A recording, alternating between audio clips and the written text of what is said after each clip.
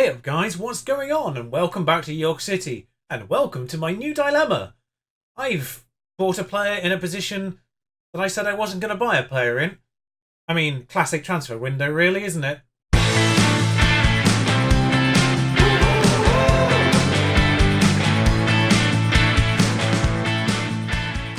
The first two players of this transfer window, I'm going to admit I'm slightly surprised I've managed to get. Because Sergio Dutra became sort of available. I asked them what they wanted. They said 2.2 million. I was thinking, hang on, I've got a chance here. We ended up paying £850,000 for him. Not all of that, of course, in one go. It's typically split about, I think it's probably about 400 or 450 over time is how I tend to do things. I tend to make sure the overtimes divide by 3 over a 3-year period just to make the maths easy. But, I mean, this is the goalkeeper. This is League One, let's not forget. So he's playing at a League One level. So's Ted Smith. That makes things awkward. We've sent Peter James out on loan because now Trafford is relegated to number 3. So Peter James definitely wasn't getting anywhere near the side at all. So he's gone out on loan. But the two I don't like having high, tendency to punch and eccentricity, slap bang in the middle. I think that's probably a good thing, actually. I'm not sure having a low tendency to punch and a low eccentricity is typically a good thing either. I'm not sure how those work, to be honest. So having them bang on 10 means they're bang in the middle and no faff, no nonsense. Most importantly, though, sweeper keeper roll, which gives us something that Ted Smith didn't. He's also 21. Says potential. That's changed already. That said Premiership. That's gone down. He probably does have a Premier League potential, but the most important thing, he has more potential than Ted Smith and a better current star rating. He's a goalkeeper for now and for the future. Ted Smith would have just been a goalkeeper for now. Speaking of for now and for the future, I have absolutely zero clue how I've managed this one. £950,000. By the way, both of these have payments after 50 games as well, which do bring them up to over £1 million. But, Edgar. I do not know why he's labelled as a right back when his only perfect circle is centre back. But, that being said, if I highlight ball playing, by the way, the only two things he's lacking is technique, first touch, and sort of vision, I suppose, as well. But his passing's actually 11, so he's not too shabby on that front. But 14 tackling, 13 marking, 191 centimetres of centre-back, with these as physicals. Not a single one less than 14. Bear in mind my marker point for League One is 13 for yellow, on the highest tier. 18 determination as well. He's 21, does have a potential ability, also of Championship, apparently. Pretty certain that also said Premier League when I got hold of him. So keep an eye on these two. They've got potential. I don't know how I've managed this. I've also bought a player in a position that I absolutely didn't need a player in, but I couldn't turn it down. It's one of those situations. He became available again at the end of the year. He was available at the end of last year and I just missed out on him. He ended up going to Coleraine. No, that's a lie. He was available at the end of last year and I think he signed an extra year's worth of contract, or he just wasn't interested in moving for some reason. I can't remember what the reason was, but he didn't want to join last year. He became available at the end of his contract this year, and I picked him up. He's ridiculous. He's only regarded as 2 stars, but there should be an image on the screen right now showing you the pre-season top goal scorer odds. I am slightly confused about how he's on the top of this list and none of our other strikers are, considering they have better star ratings. And let's be honest, after Lopez and Dan Morgan, we didn't need another prolific striker. We already have them. But, sod it, we've got another one. 15, I mean, physical's all good, mental's good as well, on the good side of things. Finishing's 15, dribbling's 15, corners as well for good measure. Just a casual reminder though, this is Dan Morgan's stat page. How he is regarded as 2.5 star when this is 2, not sure. Advance forward, he is lacking on the passing front. That's it basically. He's listed as £91,000 on the transfer page. I think it was compensation. Now, the rest of our window is just free transfers. So that's the only ones we spent money on. We still have a little bit of money in the bank, but I'm not going to be spending that just because, like I said, I want to keep a little bit of a buffer on that finance page just to make sure we've got what we want. And he basically exists. This is the older player that we've managed to get in. I said I was going to be doing this. He's on a fair amount of money, but mentals. Look at the mentals. He is a mentor, basically. That's the main reason he's here. Don't really need to say much more than that, other than those ridiculous mentals. And he's going to be training all of our young strikers now to get those in their own lockers. Another free transfer. He was brought in ideally as the backup to James Clark on that right-hand side, but he's also a very solid centre-back in the sense that he can do it, no problem. He's essentially just a little bit worse in basically everything at centre-back as well. Slightly Slightly lower passing, slightly lower marking than Edgar was. Heading and first touch, I think, is also slightly lower. But he has a good determination, good physicals as well. He's a solid backup in that back line on the centre and the right. It's all good on that front. And then our other primary defender this year, Paul Tavares, has been relegated to 4th choice. Two things drew me in on this guy. Free transfer, of course, come from Agueda in Portugal, as all of my transfers tend to do. No, as quite a lot of my transfers tended to come from Portugal. Here's another one. Not quite as outstanding straight off the bat. Just mostly very good in a lot of areas, a lot of the second tier, a lot of 12s in terms of stat ranks. But positioning's 15, tackling's 13, marking's 13, heading's 11. Physicals that sort of matter for a defender for most of all on the good side. He's 3-star, he's better than everyone else in that position. Good player for most League One sides. And key point, something that doesn't happen all that often in defenders, very strong left foot. He's going to be the left-sided defender. Also, he's pretty good at ball playing as well. He's got better stats in that area overall. Just very solid in that sense. 25 as well, so sort of slap bang in that range. He's probably not going to get that extra star worth of potential, but £2,000 for this, it's probably quite a lot per week. It's probably not my best deal this window, looking at you, Edgar, there, but it's kind of what we need. Can also go slightly further forward if we need him to. And the last one of these is another one of those, this is the one I'm actually getting slightly mixed up with and confused with in terms of Hugh King, because this is the player who went to another club at the end of last year before I managed to poach him. He has potential to be Premier Division attacking midfielder. Now, we don't really play an attacking midfielder, but he's a step up on the one that we had. We've got players like Ebersbach and Lee Tao who can go in that position, DK as well, Illich. We've got so many players who can play in that centre, but he is one of the very few who's actually the natural in that position. £500 per week, left-footed as well, has very good physical, some very good mental, determination on the higher side, which is always good, of course.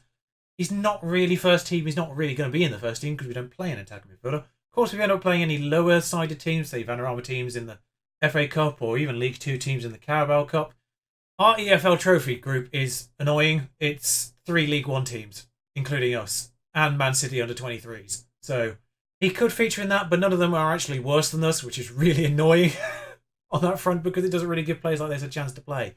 But I'm trying to get him loaned out. I tried to get him last year, failed. He's got the potential, though, to develop in the future to Premier League levels. And I'm going to try and get him out on loan if I can, but if he doesn't, then fine. We'll just have to make do with it. He is probably going to be sensational in the future. He's one of those ones I've had on my radar for a little while. Missed out on him last year, got him this year. Oh yeah, probably should just mention the outbounds. The only one that's gone on a free properly is Tommy Block, but of course we have released players. Cavellier's gone, Cancella's gone, McFarlane's gone, Boys has gone, Thors has gone. That's one I kind of didn't mention at the end of last year. Thor's gone.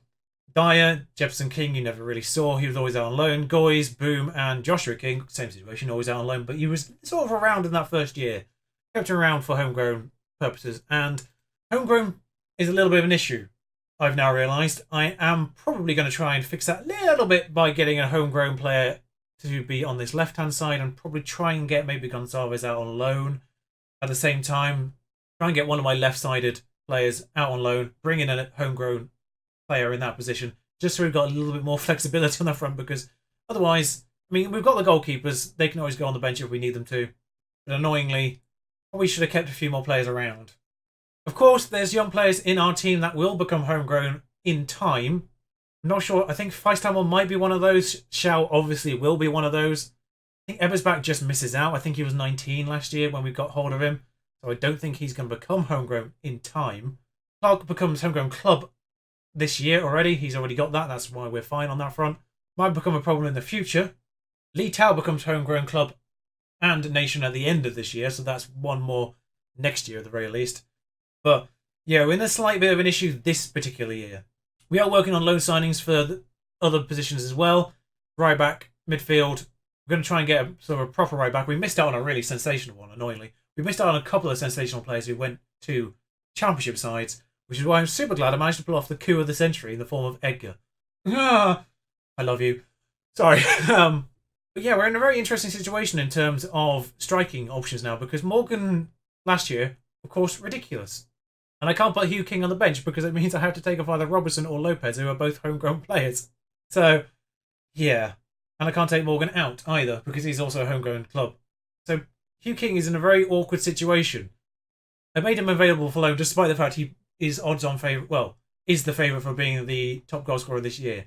I'm hoping he might be able to get homegrown club status in the future because he looks like he might be brilliant, but might be a mistake that one in the end. Oh, by the way, friendlies, hit and miss really. A lot of Premier League teams in there.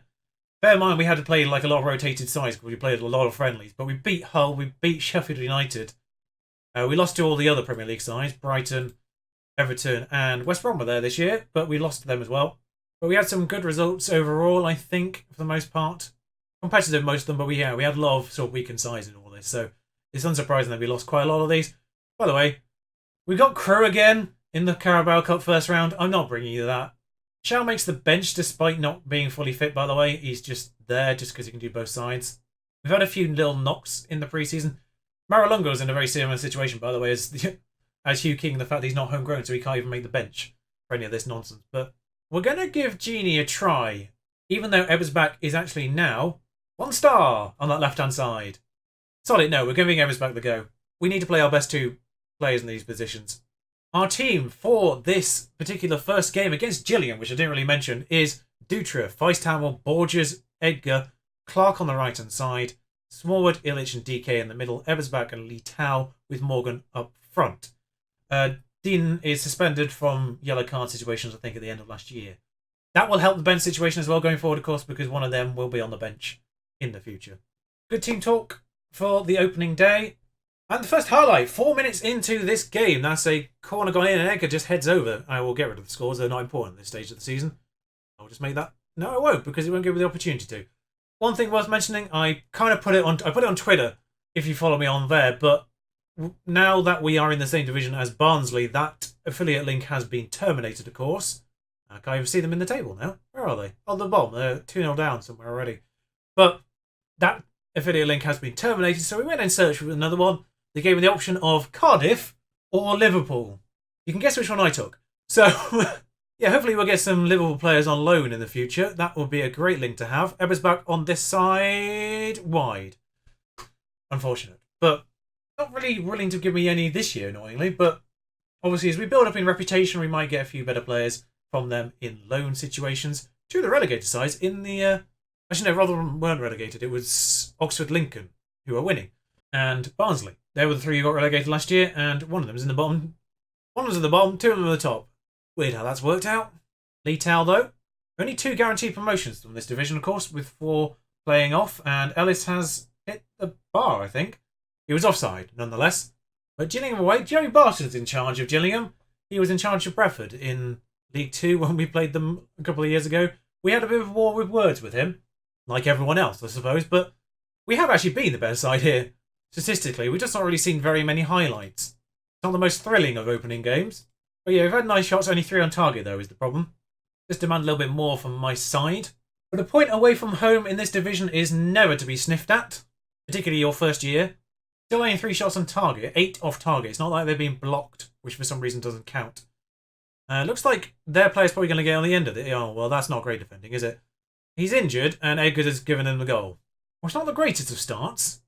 Now, we have got a fair few players, of course, having to gel in this team. Obviously, both centre-backs are brand new to this side. So, this kind of communication error is probably going to happen. And, he's passed it to him. At the very least, the goalkeeper and Borges on that left-hand side speak the same language. So, they've got the communication at this point. Edgar's Spanish, so he doesn't speak Portuguese. It's fairly similar. You think they'd be able to understand most of the instructions. I'm sure there's some words that they share, sort of same-ish. Oh, for God's sake, they're through again. Sergio, though, nicely done. Genie on the left. Keep Lee Tao on. He was the best choice. Nacelle just isn't fully fit, so that's why he didn't start this match, by the way. He's coming on now for a slightly poor Illich. Both wingers aren't really been playing particularly well, but keep Lee Tao on as one of the better performers last year. Oh, there's a highlight for us, I think. We've been given a free kick somewhere. DK takes the FK, and, well, will eventually. And, oh, it's gone in! Well, okay then, let's watch this in 3D. Don't get free kick goals all that often, but we'll take it. That's I mean, he's put it on the opposite side to where the goal is. That's good, smart work from DK. Just going to bring Shao now on the right-hand side. Of course, he can play both sides, so that's what I love about him. Shao comes off the bench. DK with another free kick. He's not going to be scoring this one, but someone might get on the end of it. Penalty, looks like. Cell's going to take it as our best penalty taker. Dan Morgan has surprisingly poor penalties. I mean, his finishing's 8 to start with, but he has poor penalty. Oh, he scored. I'm actually more surprised we scored the penalty than we did the free kick, weirdly. There we are, seeing 3D. Puts it nice to the left, beyond the goalkeeper's reach. Goes the right way, but great penalty from Nicelle in the end.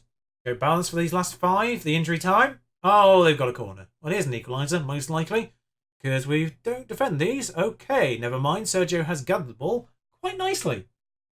Probably going to go out to this right-hand side or left. Both full-backs in. Nope. It's made its way to Morgan. What happened? I mean, I'm guessing all of them are up for the corner, but Morgan can make it 3. He does. I'm going to... From the way that ball travelled in 2D there, I might make the argument that's a Matthews' own goal. The angle it was moving before Matthews made the save, I think that was missing. Morgan here. What happens there? In 3D, that's even more confusing. Sorry, we need to watch this one again. So Morgan's here. It definitely changes angle after the goalkeeper's made the save. So weird. Anyway, extra time. We've got another corner. If we make this 4-1, this is going to be a bit silly. Smallwood, though. Whip that one in. Lee Tao's there. It is 4-1. I mean, we turned up in those last 20 minutes. Blimey. 20 shots, 7 on target in the end. 2 clear-cut chances, 4-1. Okay. We've slightly FM'd them in the fact we scored 2 more goals than we had clear-cut chances. But Lee Tao here, though, just evades the defenders entirely and puts it in the back. No weird flight and physics-defying there.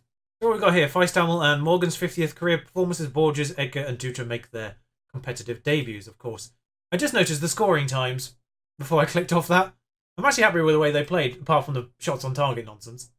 That's an interesting transfer. Of course, yeah, we've still got a transfer window to finish off. There's likely going to be loan signings or maybe free signings at best at this point, still to come. So, of course, I will bring you up to date on those in the next episode, which will likely be at the end of the month.